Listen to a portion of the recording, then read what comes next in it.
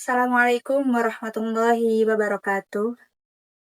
Alhamdulillahirrabbilalamin. Wabihi nasta'inu ala umuri dunya waddin. Assalatu wassalamu ala asrafil anbiya'i wal mursalin. Sayyidina Muhammadin wa ala alihi wa sahbihi ajma'in. Amma ba'd. Segala puji bagi Allah Subhanahu wa Ta'ala yang telah melimpahkan rahmat, taufik, hidayah, serta inayahnya sehingga kita semua bisa bertemu kembali pada sesi Ngabubur Hits hari ini. Materi yang akan kita pelajari hari ini yaitu adab terhadap diri sendiri. Ada beberapa adab terhadap diri sendiri yang dicantumkan dalam kitab Tamyizul Muta'alim. Yang pertama yaitu seorang murid harus memiliki budi dan pekerti yang luhur. Menuntut ilmu harus menghiasi dirinya dengan akhlak yang mulia, seperti jujur, sabar, rendah hati, dan menjaga lisan. Ilmu tanpa akhlak akan menjadi kesombongan, dan sebaliknya akhlak tanpa ilmu bisa kehilangan arah. Rasulullah Shallallahu Alaihi Wasallam bersabda, "Innama bu'istu liutammima makarimal akhlak." Sesungguhnya aku diutus untuk menyempurnakan akhlak yang mulia. Hadis riwayat Ahmad. Maka ukuran keberhasilan belajar bukan hanya nilai yang tinggi, tetapi juga perubahan sikap yang semakin baik. Apakah setelah belajar kita semakin sabar? Apakah lisan kita semakin terjaga? Dan apakah kita semakin menghormati orang lain? Jika iya, berarti ilmu itu hidup dalam diri kita. Adab yang kedua yaitu menjaga kehalalan makanan, pakaian, dan peralatan yang kita gunakan. Dalam kitab Tamyizul Muta'alim ditegaskan bahwa keberkahan ilmu sangat berkaitan dengan kehalalan. Makanan yang halal akan menjernihkan hati, memudahkan pemahaman pelajaran, serta menguatkan ibadah kita. Rasulullah Shallallahu Alaihi Wasallam bersabda, sesungguhnya Allah itu baik dan tidak menerima kecuali yang baik.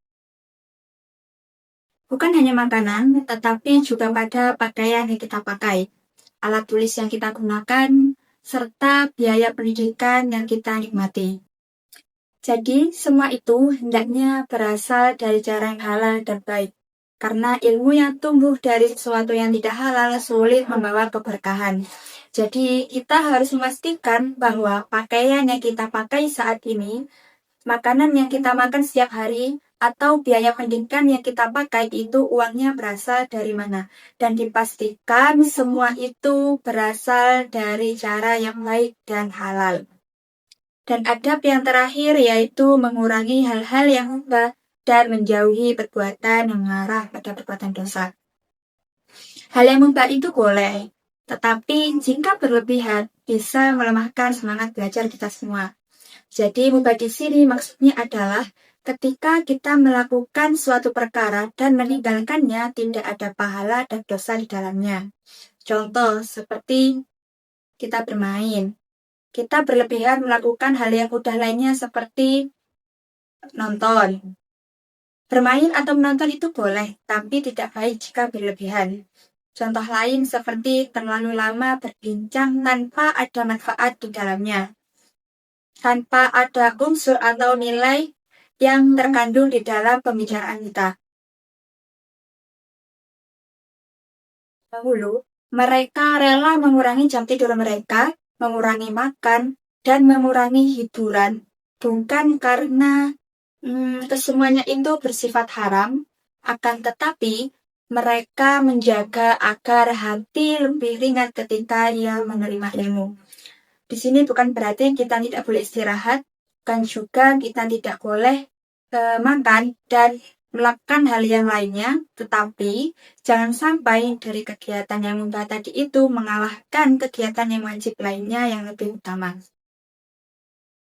Yang terakhir yaitu menjauhi perbuatan yang mengarah pada dosa.